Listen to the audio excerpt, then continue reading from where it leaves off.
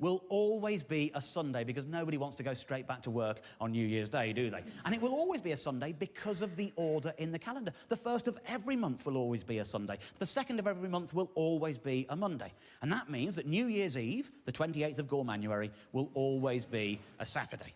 Now, it might have occurred to some of you, that 13 times 28 is 364. And that means we've got a day spare. We can't force the year to only be 364 days long. The year is to do with the stars and the planets. So what we're going to do is, after Gormanuary, we're going to have an intermission.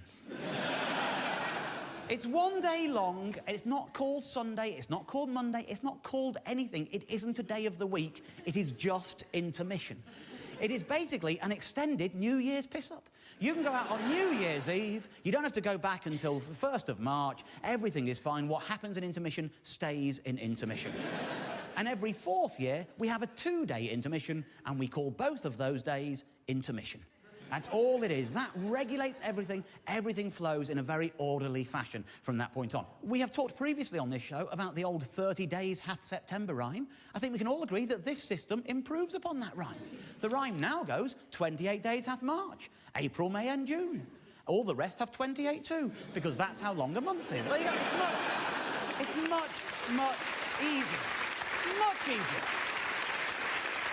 I'm confident in this. I'll tell you what I'm going to do. I'm going to put the PowerPoint down for a moment. I'm just going to say, any questions? Any questions about the system?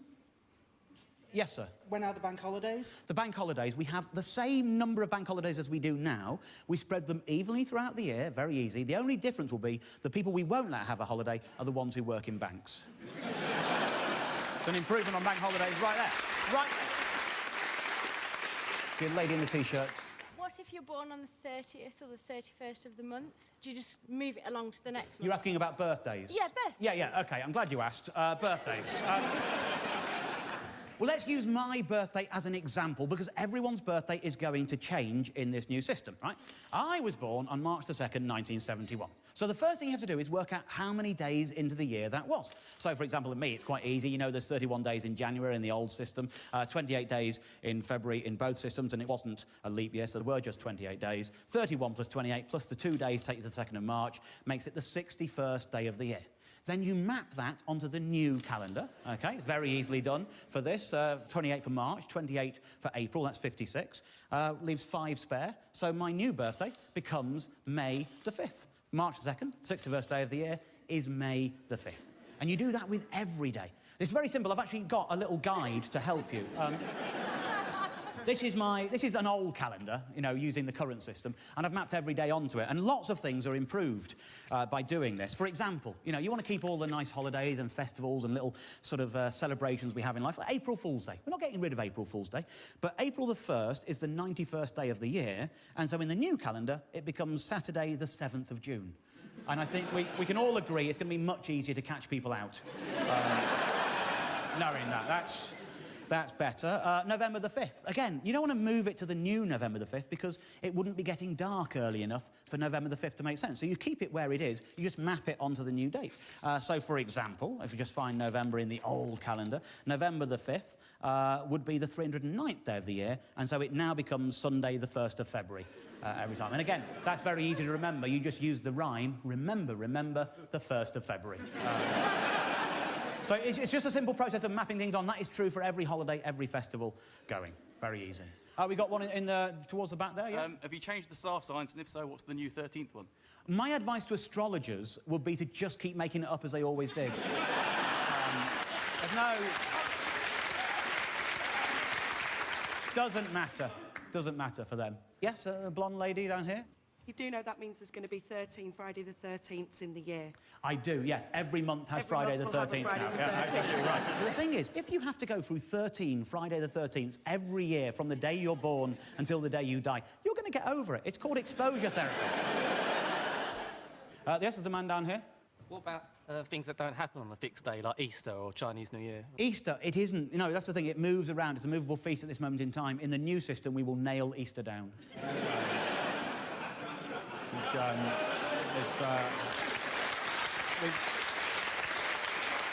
We've thought of everything. We really have. In fact, just looking through that calendar of the old system, which shows you how complicated it is, we've got a new calendar, and we'll have new merchandise to go with it. So, for example, you could get a calendar like this, right? The thing with this kind of calendar, now, every day is always the same day of the year. It's always a Sunday on March the 1st. We know that. The same system. So what we do with these calendars now, you produce them and they're wiped clean. And then you've got one calendar for the rest of your life. That's less printing, less trees being killed. You can go anywhere. It doesn't have to be a sexy calendar like this. It doesn't have to be, but if it is, that doesn't matter because, like I say, it is wiped clean. So, that's an improvement all round as well, isn't it, really?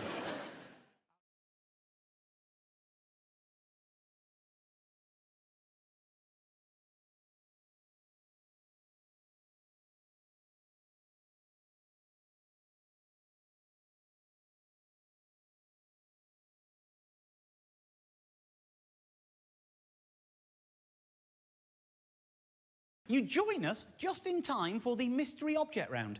And this week, it's this, which has been sent to us by David Gorman from Stafford, who is me.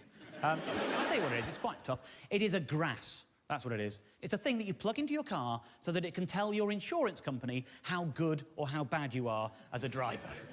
It's a grass that you volunteer to plug into your own car. That there goes into the cigarette lighter, and that bit there tells the insurance company how you're driving.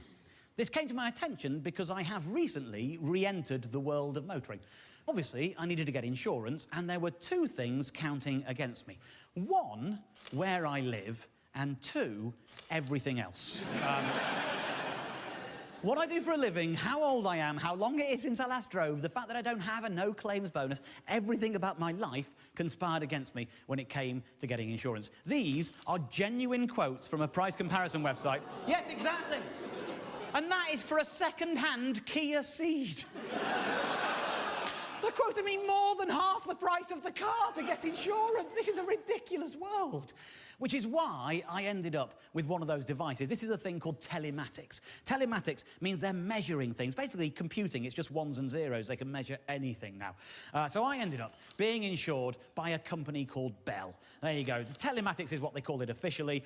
Colloquially, it is known as black box insurance because that's what you plug into your car. And let me be very clear. This is not an endorsement. One thing I will say in their favour, I do enjoy receiving emails from them because they have enjoyable subject headings. For example, important information about your Bell policy.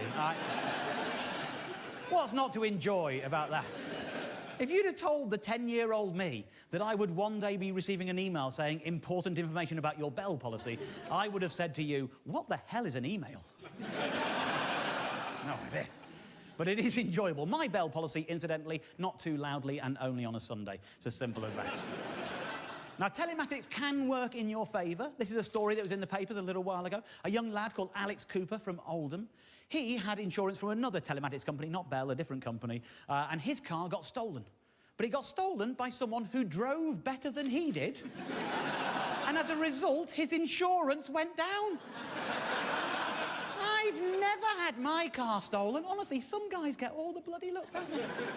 Now, with my insurance, what happens is they measure your driving for 3 months. You get cheaper insurance for agreeing to go with it in the first place, and then, if you've been graded as gold or silver, as they call it, you get an extra discount on top of that. So here is an example of my feedback from Bell, and as you can see, I was graded silver. That's okay, I'm going to get a discount. But I don't want to be in the top two. I want to be gold. And I didn't know what was going on. I didn't know what they were measuring. They weren't giving me proper feedback. I don't even know if human beings are involved in the process or if it is just computers. But it occurs to me that it might be someone's job at the insurance company to every now and then get people's charts out and see where they've driven and see if a human being can interpret that data.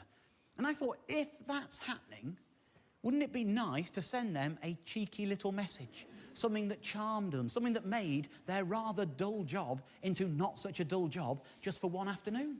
Thought if I do that, maybe, just out of the kindness of their heart, they will nudge me into gold. I thought I would try and attempt to send them a telematic telegram.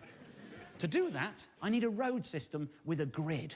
and it had to be relatively close to London to make it worth my while. The first thought for me was Milton Keynes. Now, in my head, I'm working in that area there. Look at all the straight lines in there. That's something you can work with. That's not a big area. That is 1 mile by 0.4 miles. Very small.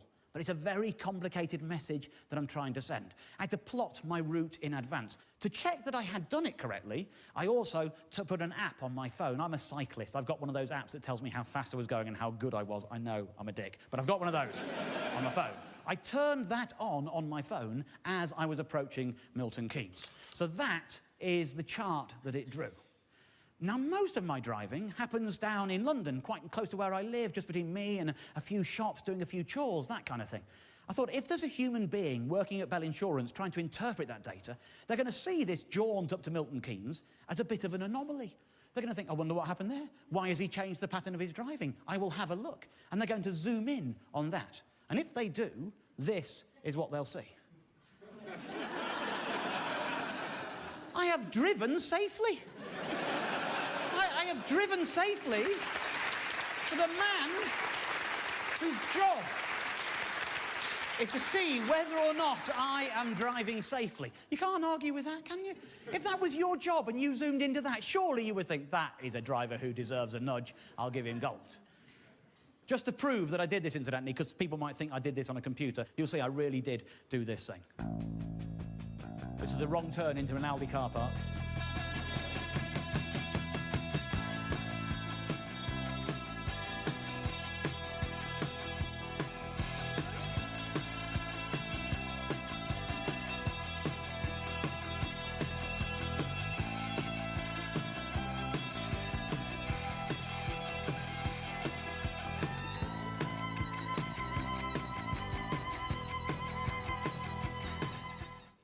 There you go, mate. Look at that. Look at that. Did I get a discount for that? No, I didn't. My next update came through and I was still bloody silver. Like, come on, guys, I'm trying my hardest. If you're not going to take the hint, I'll do another one. This time, you've got to start a bit further out, because the anomaly is too easy to read if you start any closer in. You'll see why.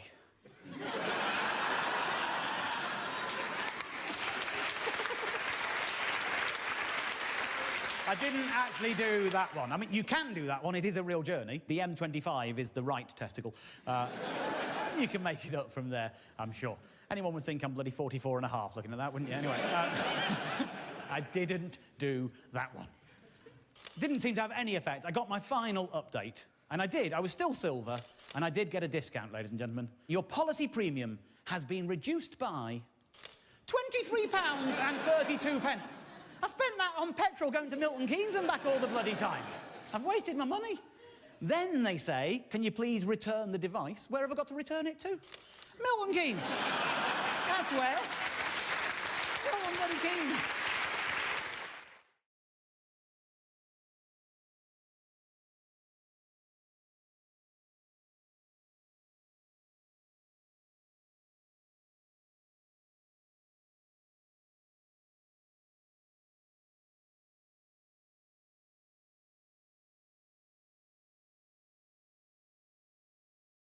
Have you ever found yourself in a part of the internet that's made you think, hang on, this just shouldn't exist? Now, I don't mean on moral grounds, although I am sure there are plenty of those. I mean, there are pages out there that are surely surplus to requirements. For example, there are sites where people ask questions in the hope that other visitors will provide answers. And for some questions, that makes sense. But most of the time, it's as if you've discovered the corner of the internet occupied exclusively by those people who don't know that Google exists. So you get questions like this. How many days does February have in a leap year? Now, it's okay, sort of, to not know the answer to that question. It's a bit weird. But, well, it's okay if you're under 4, maybe. But asking it in here is strange, isn't it? Oh, hey, I'll just type that in and hopefully by the time I come back tomorrow, somebody might have come along and answered it. How can they not know that Google exists? That is like walking past 3 post offices and a newsagent's and then popping into the butcher's to see if they've got any stamps. If you Google the term leap year, the answer turns up as the first result. If you put it into Bing, it's the first result. If you put it into Ask Jeeves, I have no idea what happens, but you'll probably have other questions relating to calendars, as you obviously think it's 1998. The answer is just 0.26 seconds away, but instead of clicking the I feel lucky button, you're clicking the advertise my ignorance to the world button. And if you don't think this is weird, you've got to agree with me about this one. How many days does March have in a leap year? What? How can they not know what a leap year is? I don't expect everyone to know or care about why it happens. I don't expect everyone to unpick the reasons. But I do expect everyone to know that February sometimes has 29 days and the rest of the months remain unchanged. There is a lovely, slightly impatient tone to the answer. Same as it always does. I'm not giving you a number. You've got to look it up yourself. 30 or 31. You do the work. I'm not helping you all the way. How many days are there from October the 1st to December the 31st in a leap year? What does this mean? Translation, hello, I can't add up and I don't know what a leap year is. Help! Who are these people who don't know what a leap year is? If you were a teacher and a kid in your class put their hand up and asked that, you wouldn't just answer, you'd walk them back to the start of the thought process and try to work out what they really wanted to know, wouldn't you? But in these places, people just answer. There are 61 days from October the 1st to December the 31st. It does not matter if it is a leap year or not. What kind of answer is that? It's a wrong answer for a start. It's 92 days. That is a question from someone who doesn't know what a leap year is and an answer from someone who's never heard of November. What? How does that happen?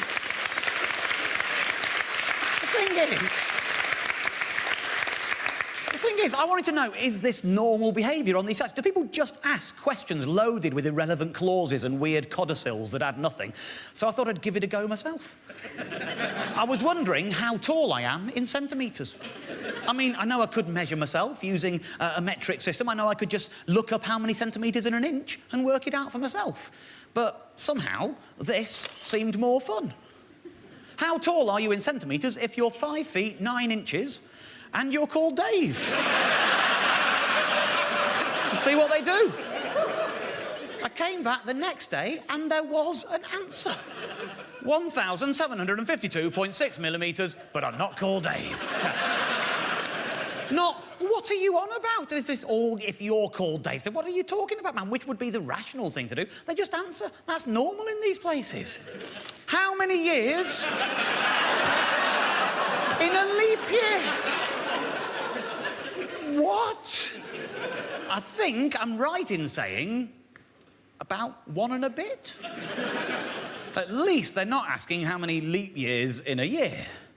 No, but they are. Yeah, how many leap years in a year? Well, just less than 1, I think. There's been an answer for this one as well. How many leap years in a year? Answer, depends.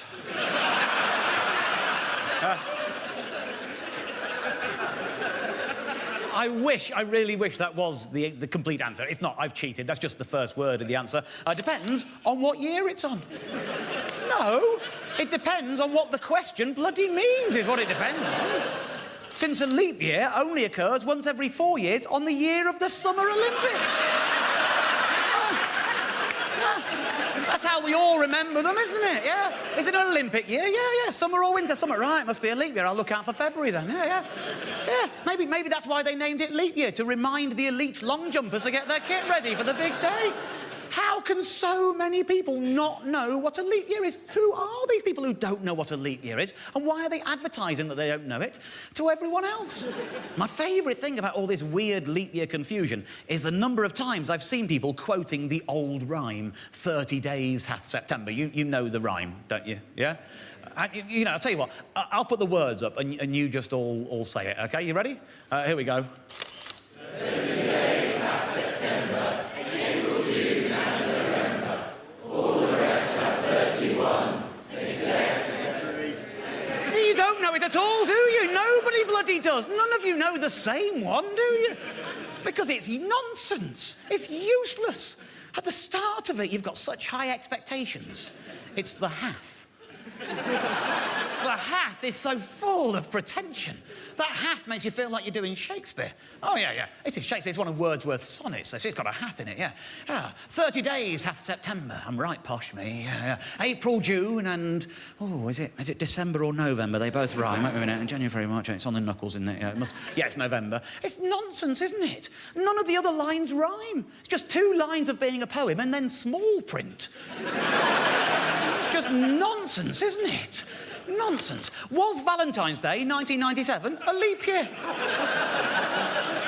No, it was a day.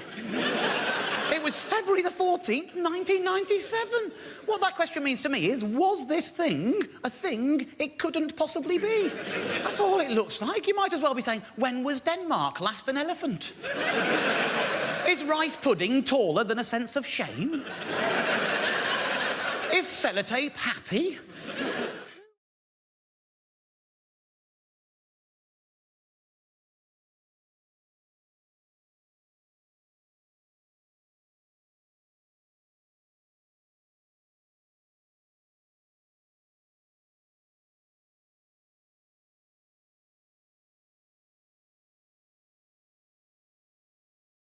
About a year ago, Mrs. Gorman and I were spending quite a lot of time looking at baby name books for the obvious reason that we were thinking of writing a baby name book. Wanted to see what titles had already been taken, see what the market looked like. A lot of the good names have already been taken, things like an A to Z of baby names, the complete book of baby names, the Penguin book of baby names, which is not to be confused with the baby book of penguin names, which is... That's a much shorter book, really. And it's while we were assessing the whole of the baby name book market that I suddenly had a thought. I thought, do you know what, Mrs. Gorman? You're pregnant. Why don't we think about a name for our baby while we're doing this, yeah? Double bubble. Now, I'll be honest, we had given it a bit of thought already. Obviously, we're working with the surname Gorman, and we had been thinking of going with something strong and alliterative. We had a short list of Godfrey or Gormilea for a boy, and Gloria or Gertie for a girl.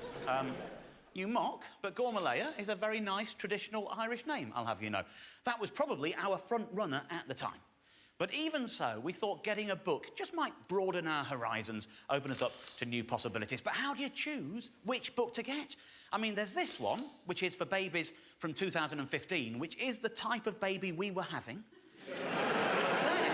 But then there is also this one, which was available back then for babies in the future. And that is where we thought our baby would largely be living. So, you know, they're both viable options, aren't they? It's very hard to work out what the differences would be between these 2 books, although it is nice to see all of Angelina Jolie's kids on the covers. That is... It's nice, isn't it? It's very nice. We know that this one was completely revised for 2015, and this one was 100% updated for 2016. But it's really hard to imagine how different they could be. They both say over 8,000 names. Are they crossing some off and adding some new ones in? What names are they getting rid of? Surely these people are getting paid to write the same book every year. I hope the authors, Ella Joines and Mark Woods, are aware of what an amazingly good deal they are on. Now, obviously, as I'm speaking to you now, 2016 is no longer the future. But rest assured, the future is always being catered for, and the 2017 book is already available. It's actually quite interesting to see what's happened to the authorship over the years. 2015, Ella Joines and Mark Woods. They both wrote the book. Ella Joines wrote it, and Mark Woods wrote it. 2016, Ella Joines with Mark Woods. Ella wrote it, but she was with him while she wrote it. She wrote it. 2017, just Ella. Ella's worked out that this is not a job for 2 people. She's given him the old heave-ho. We don't need you. Get out of here. Let's see how different these 2 books really are. Let's just look at the 2 most recent. We'll start with Chapter 1, Paragraph 1. OK, they both begin, no matter what your parenting philosophies are, versus no matter what your parenting style ends up being. This is like when you're copying somebody else's homework. You know, a teacher won't notice this is the same essay, I've just changed that and that. This is ridiculous, isn't it? There is one thing that binds all parents everywhere. Naming our babies. Yeah, That's the one thing, isn't it? The one thing that binds us, isn't it? We all have to do it, yeah. I mean, there are some fusspots who go and feed them and clothe them and things like that as well. But naming them, that is the one thing that binds all parents. And there's no reason why it shouldn't be a time of excitement, humour, love and strategy. And there's no reason why it shouldn't be a time of excitement, humour and strategy. That's the big leap for 2017. She's removed the bloody love. I don't know what the relationship between Ella and Mark was, but he's gone and so has the love. The book continues. So let's start our quest for the perfect baby name by looking at what's recently caught the nation's attention. Oh, do go on. Including the royal princess. Interesting. Including the arrival of many a Star Wars baby. Sod off! That's not happened. That is not a thing. Yeah. Oh, what about Ewok Gorman? Knowing how similar these books are makes me love the customers who bought this also bought section for Baby Names 2017. I've already just died to one that, of the didn't things I? they also bought was Baby Names 2016. Who is buying both of these books? I'd like to buy the same book twice, please, with ever so slightly different wording. This is even better. I also bought a pregnancy test. People who bought Baby Names 27. Well.